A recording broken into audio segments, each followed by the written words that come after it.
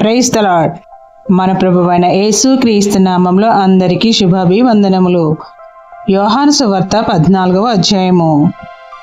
మీ హృదయమును కలవరపడనీయుకుడి. దేవుని యందు విశ్వాసముంచుచున్నారు, నా యందును విశ్వాసముంచుడి. నా తండ్రి ఇంట అనేక నివాసములు కలవు. లేని ఎడల మీతో చెప్పుదును. మీకు స్థలము సిద్ధపరచిన ఎడల నేనుండు స్థలములో మీరును ఉండులాగున మరల వచ్చి నా యొద్ద నుండుటకు మిమ్మును తీసుకొని పోవుదును. నేను వెళ్ళుచున్న స్థలమునకు మార్గము మీకు తెలియనని చెప్పెను.